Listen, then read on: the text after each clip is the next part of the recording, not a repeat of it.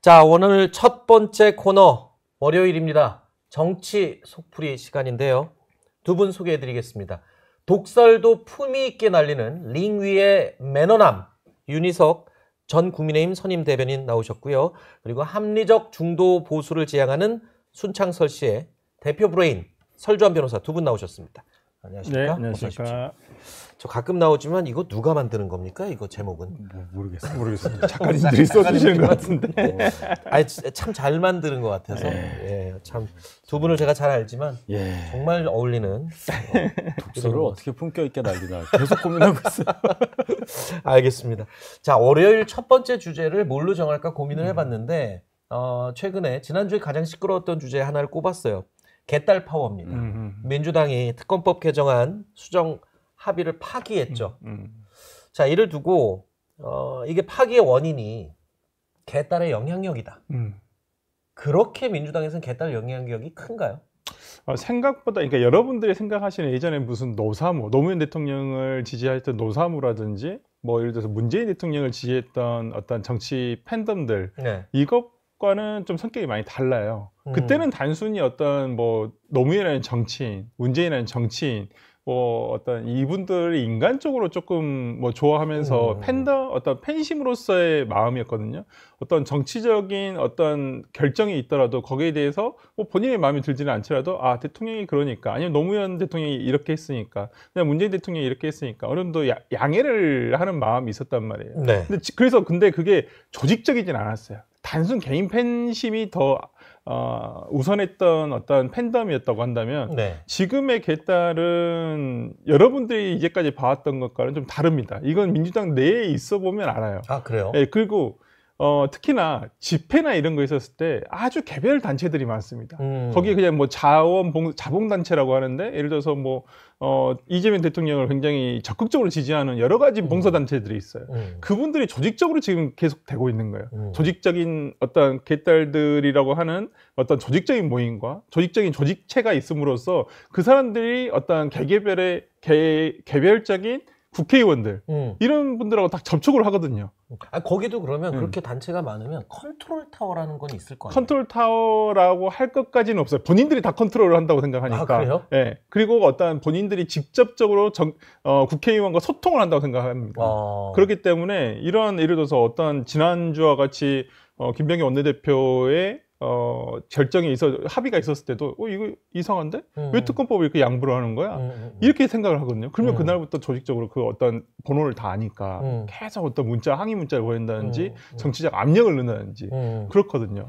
아니, 그런데 국회의원이 시민단체와 소통을 한다는 거는 이론적으로는 굉장히 건전하고 좋은 거예요, 사실은. 그런데 문제는 뭐냐면 소통으로 끝나는 게 아니라 그게 당의 움직임, 중요 결정에 영향을 넘어서서 좌지우지한다는 부분이거든요.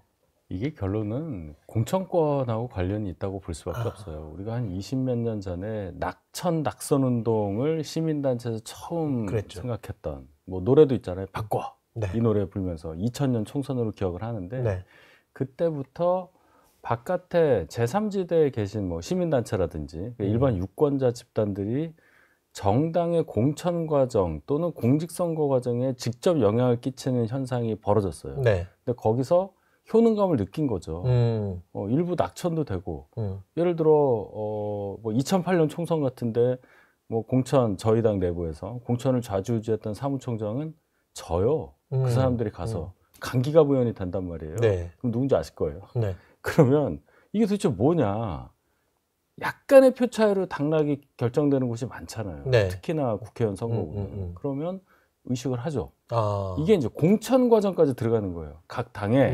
민주당도 뭐 권리당원이라고 하잖아요. 그 당원분들이 갖고 있는 비중이 엄청나잖아요. 그러니까 여기도 왔다 갔다 해야 되고, 지금 민주당 잘 보세요. 의원수 많지만 초재선이 되게 많아요. 그러니까 지역구 의원 또는 비례해서 지역구로 가고자 하는 분들은 지역 기반이 그렇게 녹록지 않거든요. 그러면 영향을 받죠. 저희 당도 마찬가지입니다.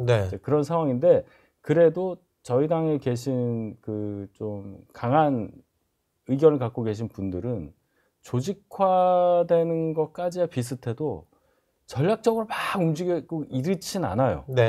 근데 민주당 쪽에 계신 분들은 전략적인 것까지 다 갖춰 있는 분들이라 네. 영향력이 훨씬 더 세서 부럽나요? 아니죠. 그렇게 가면 안 되죠. 그래. 예, 정당의 기능을 못하게 하는 겁니다. 정당은 여러 의견을 받아서 하나의 정화된 의견으로 만들어서 공론회장에서 상대당과 하는 거 아니에요? 그 과정이 없어졌다는 거죠. 근데 일단 이번에 이 특검법 파기된 사안으로 다시 돌아가면 일단 정청래 대표가 재협상을 곧장 지시했고 네. 그리고 심지어 김병기 원내대표가 굉장히 억울했어요. 그래서 네. 법사위하고 상의도 했다라고 얘기를 했더니 또 추미애 법사위원장이 난 몰랐다. 그런 적 없다. 그렇게 해버렸어요. 상황을 보면 김병기 원내대표가 제일 억울한 상황이고요. 표면적으로는. 저는 근데 언론에서 그게 부각되는 거 이외에 그럼 거기에 합의한 카운터 파트는 국민의힘은 또 얼마나 황당할까. 그 두 가지 생각이 들더라고요. 일단 그 세 분들이 각자 연기를 하고 있다고 생각해요. 연기를 한다? 연기하는 거죠. 김병기 원내대표 입장에서는 억울하니까 뭐 연기라고 할 것도 없겠지만은 네. 정청래 대표나 추미애 위원장, 특히 추미애 위원장 같은 경우 갑자기 카메라 앞에 난입한 거나 마찬가지예요. 거기 자기가 쏙 들어온 거 아니에요. 그쵸. 그래서 나 몰랐다. 법사위원장인데 내가 몰랐다 하면서 확전되는 모양새. 그건 뭐 민주당에서 알아서 해야 됩니다. 그분들이 그럴 수밖에 없는 이유는 방금 전에 설명을 했고 저희 당 입장에서야 합의라고 그래도 우리를 좀 존중해 주는구나. 이제 사람으로 보는구나 해서 합의를 했는데 14시간 만에 이렇게 바뀌니까 빌미를 줬잖아요. 그럼 어떻게 됩니까? 대통령하고 식사하고 뭐 협치하고 마늘 먹고 갔는데 네. 이게 뭐야? 하면 이제 저희도 감정이 격앙될 수밖에 없죠. 지금 세 파트에서 역할 분담을 한 거다. 말하자면 합의한 파기 또 역할 분담이고 어차피 민주당이 원하는 쪽으로 끌고 가기 위한 지금 역할 분담이다 했는데 역할 분담 얘기가 비슷한 데가 또 나와요. 명청 갈등. 대통령과 정청래 대표의 갈등에서도 명청 갈등이라고 언론에서 표현을 했지만 일각에서는 이것도 굿값, 배드값 역할 분담을 해서 대통령의 부담도 좀 덜어주고 원하는 방향으로 밀고 나가는 그런 거 아니냐 또 이런 것도 뭐 있군요. 그런 정치적인 어떤 셈법도 충분히 있다라고 볼 수가 있고요. 네. 이번 협상에서 가장 주안점은 특검법이 아니었어요. 당초에는 김병기 원내대표와 아마 이 민주당 쪽에서 제일 처음에 생각을 했던 것은 정부 조직법에 대한 온전한 해결이었거든요. 완벽하게 정부 조직법을 먼저 이번에 해결을 하고 특검 수사하기가 지금 바로 끝나는 게 아니잖아요. 네. 앞으로 60일 더 있습니다. 그 안에 새로운 특검법을 다시 발의하면 되는 거거든요. 그렇기 때문에 이번에는 특검법이 우선이 아니라 어떤 정부 조직법을 여야 합의로 처리를 하겠다라는 게 목표였기 때문에 저는 당연히 김병기 원내대표, 그다음에 당, 그다음에 대통령실에서도 이 부분과 관련해서 협의가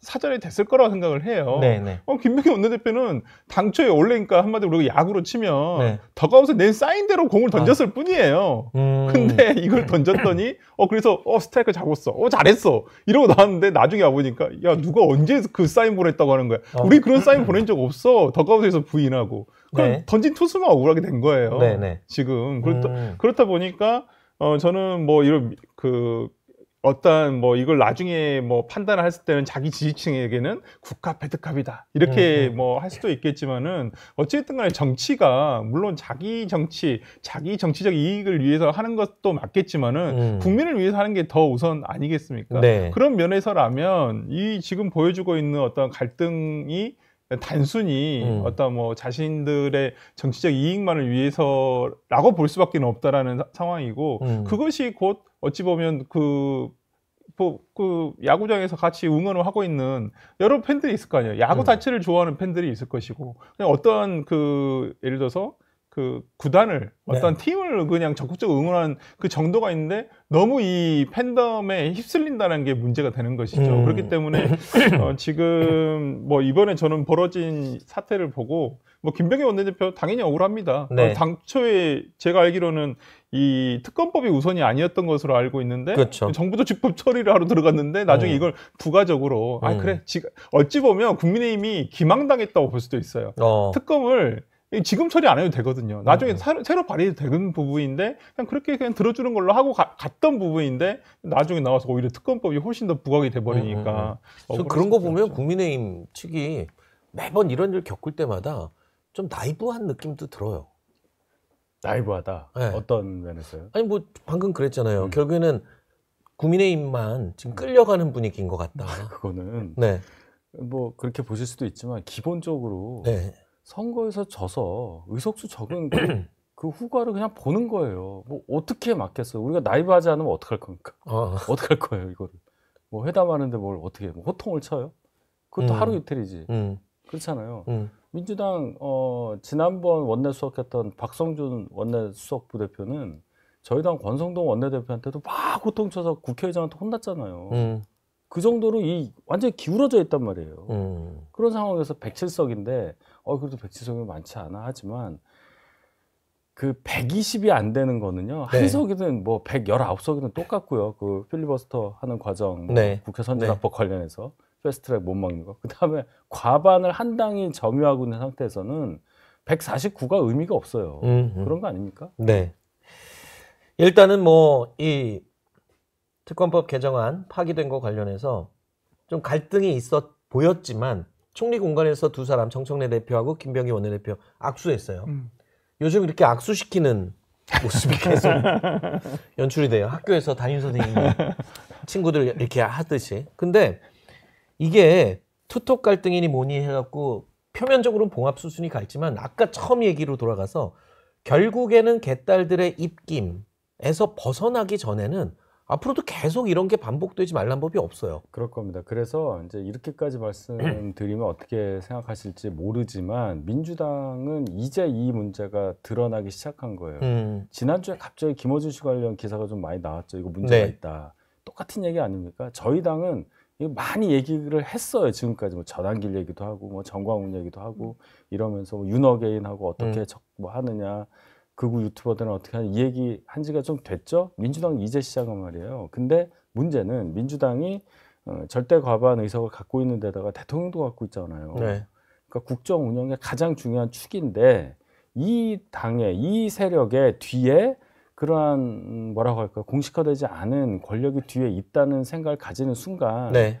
국민들은 무슨 생각을 하겠습니까? 몇몇에 의해서 이 과대평가된 목소리에 더 커지게 느껴지는 목소리에 나라 운영이 왔다 갔다 한다. 이거는 엄청난 비극이죠. 어떻게 보면 국민들이 볼 때는 그 계엄 세력과 빨리 연을 끊느라고 민주당이 막 외치는 것처럼 또 국민의힘에서도 거꾸로 그럴 수 있을 것 같아요. 개딸들과 좀 끊어라. 언제까지 개딸들을 끌어다닐 거냐. 이게 양쪽 다 저는 똑같다고 생각을 해요. 네. 어떤 강성 지지층이 존재를 하고 그 눈치를 보지 않을 수 없는 상황. 그리고 어찌 보면 그 강성 지지층의 응원을 등계했고 본인이 당에서 최고위원이 된다거나 네. 당대표가 된다거나 이렇게 돼버리니까 난 이쪽 말만 일단 잘 들으면 내가 정치적으로 클 수가 있구나. 그리고 그 사람들은 그걸 효능감이라고 얘기해요. 정치적 효능감. 저는 그런 얘기 들으면은 좀 씁쓸하고 좀 안타까운 게 정치인들은 결국에 다른 건 관심이 없는 거네요. 본인. 그렇죠. 그렇죠. 네. 그러니까 진짜 그 지난주 뭐 얘기를 들어보면 뭐 저도 이제 뭐 민주당 쪽 진보 진영 쪽 유튜브도 보고 보수 진영 쪽 유튜브를 봅니다만은 진보 진영 쪽 유튜브에 나와가지고는 여기 팻말 들고 나오시잖아요. 후원 계좌. 본인의 개인 후원 계좌. 여기 그러니까 돈과 정치적인 본인의 위상이 둘 다 올라갈 수 있다고 한다면 어느 정치인이 그걸 마다하겠습니까? 그러니까 여기에 귀속될 수밖에 없는 거예요. 자기가 이 눈치를 안 볼 수가 없는 거예요. 실제로. 네. 그렇기 때문에 그런 부분에 있어서 뭐 계속 강성 지지층의 응원을 자기가 등에 업고 또 그 부분과 접촉도 하고 실제적으로 옛날에는 접촉이 잘 안 됐었는데 네. 요즘에는 워낙 또 지역 행사나 이런 데서도 이분들이 오냐 안 오냐에 따라서 그것도 성패가 달라지는 거니까 거기 때문에 저는 그렇다고 생각을 하고 오히려 이런 문제는 뭐 더 강해졌으면 강해졌지 그 뭐 이게 약화되지는 않을 거라고 생각하는데 문제는 뭐냐면 지금 국민의힘 쪽에 보수 진영에서 강성 지지층들이 얘기하는 부분은 헌법의 한계를 벗어나는 얘기들이 되게 많단 말이에요. 융인허 개인이라든지 이런 부분에 다시 되돌릴 수도 없는 부분들이 많은데 네. 지금의 진보 진영에서의 어떤 그 강성 지지층이 얘기하는 것은 헌법의 범위를 벗어나진 않지만 아까 말씀하셨듯이 이게 정부 이런 협상이라든지 중요한 협상이나 이런 거에 직접적 영향을 끼쳐버리잖아요. 그리고 앞으로 뭐 대통령이 어떤 정책 결정을 할 때 있어서도 이 부분을 벗어나서 어떻게 하리라 개딸이라. 근데 예를 들어서 대통령이 기존의 어떤 민주당 개념 가치관과는 좀 다른 개딸들의 정치 이익과는 다른 결정을 내렸을 때 거기에 대해서도 대통령이 어떻게 다시 결정을 번복할 수 있느냐. 이거에 따라서는 국정 운영에 실질적인 영향을 끼칠 수가 있기 때문에 이게 더 문제가 심각해진다는 것이죠. 지금 이 돌아가는 상황을 보고 국민의힘에서 이렇게 비판을 했어요. 삼권 분립이 아니라 삼통 분립이다. 그래갖고 용산 대통령 이재명, 여의도 대통령 정청래, 충정로 대통령 김어준. 동의하십니까? 뭐 일견 일리가 있어 보이긴 하는데 그 세 분 중에 두 분이 가깝고 네. 한 분은 안 가깝죠. 네. 그러니까 2대1로 지금 싸우는 거여서 저는 이렇게 생각해요. 뭐 김병기 원내대표랑 정청래 대표가 막 억지로 악수하고 하는 거 보면 야구에서 보면 상대팀끼리 싸워서 벤치 클리어링 한 다음에 다음날 어색한 웃음을 지으며 악수하고 포옹하고 하는 것만 찍자 딱 그거 했잖아요 지금. 다른 팀입니다. 제가 볼 때는 다른 팀이에요. 아까 국가 배드카 말씀하셨잖아요. 경찰서가 달라. 캅은 맞는데 이거 어떻게 할 거냐는 거예요. 민주당은 집권 직후부터 이런 현상이 나타났고 절정이 8월 2일 전당대회에서 정청래 대표가 당선된 거예요. 그쵸. 그 이후로 계속 나옵니다. 대통령이 무슨 말 하면 이거 검찰개혁은 토론을 통해서 해야 되고 내가 토론 주재할 수도 있다. 바로 뒤에 정청래 대표 뭐라고 그랬어요? 개혁은 폭풍처럼 네. 토론 필요 없다는 얘기 아닙니까? 이거 계속 반복될 거예요. 권력이라는 게 그런 겁니다. 그렇군요. 각자의 권력을 삼통 분립으로 행사하고 있다.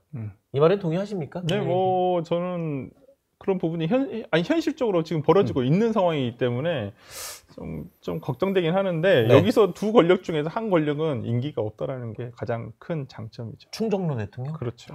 인기가 없죠. 네. 자, 충정로 대통령 김어준은 임기가 없어서 그게 참 더 걱정된다. 그렇게 얘기를 해주셨네요. 이어서 내란 특별재판부 얘기로 좀 넘어가 볼게요. 지금 민주당이 추진하는 내란 특별재판부, 전담재판부라고 지금 또 표현을 민주당에서 하시던데 위헌 논란이 지금 시끄러워요. 근데 대통령이 오히려 취임 100일 기자회견에서 이게 뭐가 문제냐. 이건 헌법의 위헌이 아니다. 이렇게 하면서 힘을 더 실어줬어요. 그러면서 형식, 그러니까 새로 재판부를 만드는 게 아니라 중앙지방법원 안에 설치하는 거니까 전혀 문제가 없다라고 얘기를 해요. 본질적인 얘기는 안 하고 그 뒤 얘기만 하는 거죠. 앞단을 얘기해야죠. 누가 내란 전담 재판부를 만드느냐의 그 주체가 중요한 거 아니에요? 거기다 또 임명을 하잖아요, 판사를. 그렇죠. 무작위로 하는 게 예를 아니라. 들어서 대법원에서 대법관들이 모여서 법원행정처에서 야 이거는 이렇게 해서 이 전담 재판부가 필요하겠다 해서 대법원장이 그렇게 하면은 문제가 없을 거예요. 아무도 얘기 안 했는데 법원에서 자체적으로. 근데 지금 반대잖아요. 이거 대법원장의 권한이에요. 인사권도. 지금 결론이 지기현 판사 관련해서 인사조치 안 하고 계속 지기현 판사가 재판 1심 맡고 있는 것에 대해서 민주당에서 공격하면서 일로 간 거 아니에요. 그러면 지기현 판사를 다른 재판부에 배당하거나 하는 것은 대법원장의 권한이잖아요. 그렇죠. 이거를 지금 침해하면서 헌법 101조를 무시하는 거죠. 사법권은 법관으로 구성된 법원에 속한다. 이렇게 돼 있는데 무슨 사법 세탁소라느니 이러면서 조희대 대법원장 관둬라. 위헌이죠. 저는 위헌이라고 생각합니다. 대통령이 근데 위헌이 아니다라고 얘기를 했어요. 조금 저는 발언이 앞서가신 것 같아요. 어차피 대통령, 그러니까 권력에도 순위가 있다? 네. 이런 말씀도 하시는데 좀 저는 거기에는 동의할 수는 없다. 우리나라 헌법에는 권력에 있어서 순위를 두고 있지는 않습니다. 네. 그렇다고 한다면 대통령은 1순위가 아니에요. 국회가 1순위입니다. 네, 왜냐하면 헌법에 어떤 정부 권력기관을 할 때 제1순위가 국회예요. 국회가 먼저 제정돼 있습니다. 그럼 네. 국회가 1순위라는 말에는 제가 동의할 수 있어요. 그건 헌법상 맞는 말이니까. 근데 대통령이 선출 권력이 1순위다. 그중에 자기가 대통령은 한 명이니까 자기가 가장 우선순위다라고 지금 본인은 얘기하시는 것 같은데 조금 어폐가 저는 조금 앞서가신다고 생각하고 기본적으로 대통령은 헌법 해석기관이 아닙니다. 위헌 기관이다 아니다라는 것은 헌법재판소가 판단을 할 문제이지 대통령이 거기에 앞서서 나는 이거 위헌이라고 생각하지 않는다. 그 공개적으로 말씀하시는 것은 어떤 영향을 줄 수가 있다는 그 부분이죠. 자체가 상권 분립에 그렇죠. 어긋나는 부분이기 때문에 저는 좀 그 부분에 있어서는 좀 대통령이 앞서가신다고 생각을 하고요. 네. 지금의 어떤 내란 특별재판부, 내란 전담재판부 이 문제가 되는 것은 뭐 아까 말씀해 주신 부분이 뭐 대부분 타당한데, 그러니까 법관을 그러니까 판단을 하는 법관을 법원 내에서 무작위로 할 수 있으면 그건 뭐 공정한 재판 원래 그렇게 하잖아요. 원래. 그러니까 가장 문제를 삼는 것은 공정한 재판을 받을 수 있냐 없냐의 문제인 거예요. 그런데 그렇죠. 지금 민주당에서 추진을 하는 내란 특별재판부, 전담재판부라는 것은 다른 일반 가사재판, 뭐 지적재산권 이것과 왜 다르냐면 공정한 재판이 보장되어 있지 않다라는 부분이 있고요. 그다음에 단순히 형식적으로 이걸 내란 뭐 서울중앙지법 안에 이것을 그냥 부서를 하나 만들면 되는 거 아니냐. 사전에 만들어져 있었으면 모르겠어요. 그래서 사전에 어떤 다른 사건도 그 재판부에서 같은 사건을 계속 하고 있었으면 문제가 안 될 수도 있었어요. 근데 지금은 어떤 특정한 딱 판사, 직위원 판사를 콕 집어가지고 너 왜 재판을 이렇게 늦게 해? 너 재판이 이렇게 늘어지는 것 같아? 근데 대부분 사정도 다 보면 법원에, 그러니까 이 법조계에서 하시는 분들 다 아니 제일 문제 삼는 게 무슨 학예 휴정기간 때문에 왜 너 재판 안 했냐 이거예요. 휴정기간 법정화돼 있어. 전국 모든 법원이 그 기간 동안 휴가 가면 다 쉬잖아요. 쉬어요. 네. 기사도 없고 아무것도 없습니다. 직위원 판사는 휴가도 가지 말고 그냥 계속 재판을 해야 됩니까? 그것도 아니잖아요. 그러니까 저는 그런 부분에 있어서 너무 말도 되지 않은 트집을 잡는다. 예를 들어서 뭐 재판을 진짜 예를 들어서 뭐 2달, 3달 이렇게 늦춘다면 모르겠어요. 근데 그것도 아니잖아요. 아니 예전에 이재명 대통령 재판할 때 몇 년을 했습니까? 그 재판을 왜 그러면 만약에 그때 생각해 보면 윤석열 대통령 시절에 국민의힘이 다수당이어가지고 이재명 대표에 대한 재판이 왜 이렇게 늘어집니까? 그럼 예를 들어 법원에다 이재명 대통령 재판 전담 재판을 만들어야 되겠어요. 이거 있으면 위헌 논란 안 일었을까요? 이렇겠죠. 그러니까요. 그것도 마찬가지잖아요. 이거 똑같은 방식으로 했었을 때 왜 잣대가 다르냐 이 말이에요. 뭐 내란과 다른 범죄를 같이 둘 수는 없겠습니다만은 저는 어떤 재판의 공정성 부분이라는 데서 왜 같은 잣대야 된다라는 거죠. 근데 그렇지 않다라는 그런 안타까운 마음. 그러니까 윤석열 대통령 정권 때 그러면 이재명 대통령에 대한 그 당시 재판 전담재판부 설치할 거 방금 말씀한 예를 들어줬어요. 네. 실제로 지금 장동혁 대표가 아니 이렇게 갈 거면 지금 모든 게 올스탑되어 있는 이재명 대통령에 대한 재판 다시 재개해야 된다라고 하는데 이건 현실성은 없잖아요 지금. 현실성 없고 논리상 그 말이 틀리지 않잖아요. 재판 결과를 예단하고 먼저 재판부에 손을 대겠다는 논리는 이재명 대표 시절에 저희 당 입장과 다를 게 없는 거 아닙니까? 이게 더 위험한 게요. 이런 식으로 어떤 뭐 재판을 담당하는 판사에 대해서 문제를 삼으면서 어떤 다른 재판부를 만들어라든지 네. 이런 논리는 불과 몇 개월 전에 있었던 탄핵 심판 과정까지 돌아가게 돼요. 당시에 8분의 헌법재판소에 계신 재판관들에서 우리가 정말 신상을 다 알게 됐었잖아요. 8명이 누가 어땠고 누가 누구랑 가깝고. 나중에 표로 그렸잖아요. 밖에서 누구랑 누가 밥을 먹었는데 이게 4대 4다 뭐 이런 얘기 막 했잖아요. 우리가 알 필요도 없는 얘기. 네. 그러면 그때 그 얘기했잖아요. 민주당도 가서 왜 이거 결정 빨리 안 나오느냐 해서 밖에서 투쟁했고 그렇죠. 저희 당도 마찬가지로 이거 빨리 기각해라고 싸우고. 그러면 그 논리는 지금 이 논리는 이 탄핵 심판 결과에 대해서 불복하라는 얘기예요. 그거랑 똑같습니다. 왜냐하면 저희 당을 지지하시는 분들 중에는 이 결과에 굉장히 불만을 갖고 계시고 그 과정에 있어서 이미 퇴임한 문영배, 이미선, 아직도 있는 정계선 이런 분들 아직도 제가 이름 외우잖아요. 네. 이런 분들에 대해서 어떻게 됐고 직위원하고 똑같은 겁니다. 그럼 그때 바꿨어야지 이렇게 되는 거예요 논리가. 근데 그러면 안 되는 거잖아요. 이거 그쵸. 어떻게 논리로 막을 겁니까? 사법 세탁소라뇨. 자 일단 내란 전담 재판부 얘기는 민주당에서 요즘 더 부쩍 군부를 떼고 있어서 이게 진짜로 현실화 될지는 좀 더 지켜봐야 돼요. 근데 하여튼 사법부에서는 지금 완강하게 부정적인 의견을 내고 있는 상황입니다. 국민의힘 얘기 좀 해볼게요. 장 대표가 어제 부산에 갔어요. 네. 근데 소년보 목사가 활동했던 교회를 방문을 했는데 손 목사의 교회를 찾아가서 이건 종교 탄압이다 이렇게 주장을 했어요. 그래서 뭔가 강성 지지층의 힘을 좀 모으려는 건가? 국민의힘도 이제 그렇게 볼 수밖에 없어요. 이제가 아니고 계속 해왔잖아요. 그래서 제가 아니 근데 왜 안 모이는 거예요? 그렇게 해왔는데. 안 모인다? 안 저희의 모인 세력이 갈라진 건가요? 갈라져서 그런 거예요? 효과가 별로 안 보이는 것 같아서. 개딸들보다. 그러니까 이렇게 이런 주장을 하시는 분들의 숫자가 적다는 겁니다. 이게 국민적인 동의를 받기가 어려운 얘기예요. 물론 소년봉목사 관련해서 종교적인 어떤 탄압이라든지 이게 너무 과하다라고 말할 수가 분명히 있어요. 네. 한동훈 전 대표도 얘기했잖아요. 이분은 소년봉 목사는 한동훈 전 대표고 정치 그만하라고 나 낙선운동하도 이런 분이에요. 그러나 이분이 했던 활동이 정말로 구속까지 될 만한 일이냐에 대해서 한동훈 전 대표가 이거 구속 사안까지 아닌데 왜 법원이나 뭐 특검 검찰에서는 권력에 이렇게 들어눕는 것 같은 모양새를 보이냐고 지적을 했잖아요.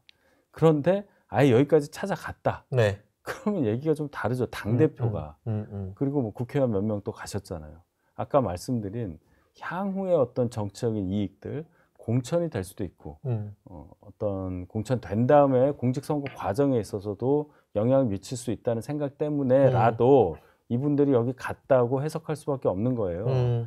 어느 정도는 거리를 좀 둬야죠. 네. 직접적으로 이렇게 되면은 이분이 소년봉 목사 또는 이러한 분들의 활동과 당대표 또는 당 지도부의 행동이 묶여버리는 결과 그럼 운신의 폭이 좁아지고 그쪽으로만 갈 수밖에 없고 그런 영향 받죠. 이건 굉장히 심각한 일이라고 생각합니다. 장동혁 대표는 대표 당선되기 전에도 전한길 씨 지지하면서 그렇게 말씀하신 논리대로 향후에 어떻게 될지 모르는 죄송합니다. 오늘 목 상태가 좀 안 좋아서 네. 그런 것들을 대비해서 관리를 하는 거잖아요. 뭐 개딸들 아까 얘기하듯이 선거 과정에서 표가 중요하니까 네. 이런저런 어떤 발언들 할 수 있다고 보고 재수차도 세게 할 수 있다고 봐요. 근데 이제 당의 대표가 되셨잖아요. 이분이 여러 명 중에 한 명이 최고위원도 아닙니다. 딱 한 명이 당대표예요. 그러면 당을 향해서를 볼 때만 한정을 해봐도 당 전체를 보고 정치를 해야 된다고 생각합니다. 알겠습니다. 그렇지가 않으니까 답답한 거죠. 동의하세요? 그러니까 좀 저도 이번에 이 첫 번째 행보가 지방 행보가 이 소년봉 목사에 대한 종교 탄압 문제. 네. 그리고 지난번에 이제 최고위에서도 최근 미국과의 갈등 상황을 이 소년봉 목사의 종교 탄압 문제로 조금 이렇게 연결을 시키시더라고요. 근데 이게 과연 조금 신빙성 있는 얘기인가, 네. 증빙할 수 있는 얘기인가, 그냥 뭐 조금 의아했던 부분은 분명히 있습니다. 이 부분이 기존에 뭐 김정은 목사나 이용훈 목사에 대한 압수수색 과정에서 있었던 문제, 그래서 트럼프 대통령이 그때 SNS에 올렸던 어떤 뭐 그런 부분과 연결은 뭐 좀 저는 이해가 되는 부분은 있는데 소년봉 목사, 저도 물론 이제 이 구속이 조금 과하다라는 생각을 하고는 있어요. 네. 그 부분은 동의합니다만은 이거 장 대표가 예를 들어서 찾아가서 어저께 이런 발언까지 한다는 것은 네. 본인의 주장을 그리고 어떤 일을 퇴색시킬 수가 있다는 부분에서 뭐 지금 장동혁 대표가 갈짓자 행보를 하고 있잖아요. 네. 스탠스가 어떤 때는 강성, 어떤 때는 이렇게 뭐 약간 좀 중도로 왔다 갔다 하고 있거든요. 근데 당 구조가 내부가 그렇게 돼 있잖아요. 예, 뭐 그렇게 하긴 합니다만은 이러다가는 진짜 갈짓자를 하다가 쓰러질 수가 있다라는 생각이 좀 들어서 이게 쓰러지더라도 멈추더라도 어느 지점에서 멈추냐가 제일 중요한데 이쪽으로 갔을 때 넘어져 버리면 당이 아마 내년 지방선거에서도 넘어지지 않을까. 지금 갈짓자 행보라고 말씀하셨는데 이게 흔들릴 때가 아니에요. 왜냐하면 지금 강력하게 대여투쟁을 선언을 하면서 당선이 됐기 때문에 투쟁에 국민의힘 입장에서 보면 지금 올인을 해야 되는 때인데 그래서 꺼낸 카드가 장외투쟁 카드예요. 장외투쟁. 저는 지난주에 아까 제가 잠깐 말씀드렸지만 그 국회 밖에 계단에 거기 나가서 이제 구호 외치고 했으니까 야 드디어 이제 장외로 나갔구나 했는데 그건 장외가 아니라면서요. 아닙니다. 그거는 오리지널 장외가 제대로 장내입니다. 그거는 거기는 국회 경내 아니기 때문에 그게 이제 사람이 모이기가 어려워서 밖에 나간 거지. 학교 밖으로 나간 게 아니에요. 그래요. 아직은 학교 담장안. 장외라고 하는 건 이제 그 밖을 넘어가서 뭐 광화문을 간다든지 옛날 같으면 광화문에서 청와대로 행진을 한다든지 그렇죠. 이제 장외투쟁 길거리로 정말 나가는 거죠. 그렇죠. 저는 개인적으로 장외투쟁 절대 반대합니다. 아 그래요? 이미 6년 전 황교안 대표 시절에 숱하게 많이 했어요. 네. 주말마다 광화문 나가가지고 집회하고 거기서 청와대까지 가고 결국은 안 되니까 황교안 당시 대표가 삭발하고 단식하고 중간에 쓰러지시고 이런 과정 얻은 게 없어요. 그리고 장외투쟁하면요. 나갈 때는 뭐 그렇다 치는데 돌아올 수가 없어요. 명분이 없어요. 명분이. 돌아올 명분이. 만들면 되잖아요. 어떻게 만들어요? 그러니까 대부분 스멀스멀 해서 들어옵니다. 그러니까 그 과정을 너무 많이 겪었기 때문에 그래서 절대 해서는 안 된다고 저는 생각하는 게 정치인이 세 가지를 제가 드는데 삭발, 네. 단식, 삼보일배 이런 거 하면은 다 장외투쟁에서 많이들 볼 수 그렇죠. 있는 이게 형태네요. 뒤가 없기 때문에 예, 뒤를 생각해야 되는 정치의 이 숙명을 볼 때 멈출 때를 어떻게 정할 수가 없다. 말은 그렇게 할 수는 있어도 진짜로 하면 안 된다. 수습이 안 되는 거죠. 예, 그래서 장외투쟁 이게 실행이 옮겨질까 싶습니다. 예, 이제 정기국회 시작됐잖아요. 그리고 이제 상황이 녹록지 않기 때문에 그까지는 보지 않아요. 근데 그렇게라도 안 하면 지금의 불리한, 말하자면 아까 말씀하셨듯이 기울어진 상황에서 국민들에게 좀 목소리를 내고 뭔가 근데 어설픈 장외투쟁을 단체로 하느니 오히려 의원 개별적으로 정말 독하게 한번 투쟁을 할 필요는 있다고 보여요. 삭발이라든지 뭐 하지 말래잖아요. 삭발. 아니 뭐 저는 좀 필요하다고는 보입니다. 그런 부분은 아니 누군가 좀 독한 모습을 보여줘야 되는 부분이 있어요. 근데 장외투쟁은 성공할 수가 없는 게 지난번에 민주당이 그렇게 다수 의석을 가지고 있음에도 불구하고 탄핵 정국 때 수없이 주말마다 했거든요, 집회를. 네. 나중에 보세요. 그냥 사그라들거든요. 그것도 미정미정해지거든요. 이재명 대표가 당시 대표가 현장에 갔음에도 불구하고 모인 인원 수가 그렇게 크지 않다는 말이에요. 점점 줄어들어요. 그러니까 정확히 기억하는데요. 개엄 직전 11월 어느 주말쯤에 1차, 2차, 3차 이러면서 장애 집회 했어요, 민주당에서. 점점 사람이 줄어요.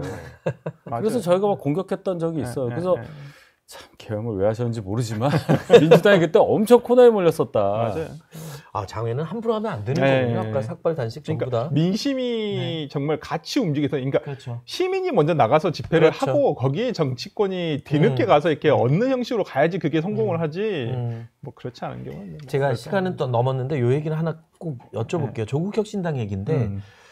성비위 논란으로 지금 굉장히 비난도 많이 받고 시끄럽습니다. 근데 가해자로 지목된 김보엽 전 수석 대변인이 성추행 성희롱이 없었다고 주장하는 입장문을 냈어요. 이렇게 되면 글쎄요, 지금까지 보도하고 했던 저희도 지금 입장이 난처해질 뿐만 아니라 지금까지 거기서 전부 다 지금 당직자들 전부 다 나갔잖아요.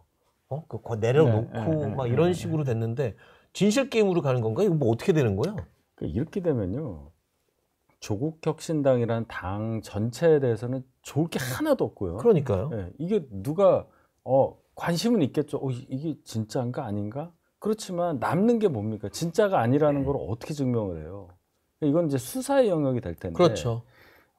일단 이런 문제가 불거지는 구조였다는 것에서 지적을 하는 거지. 사실관계가 어떻게 될까? 그러면 김보엽 전 대변인 입장에서는 억울하니까 이제 이렇게 나올 텐데 그 억울함과 정치적으로 바라봤을 때 조국혁신당의 이 상황이 일치가 안 되기 때문에 조국혁신당은 계속 나빠질 수밖에 없다.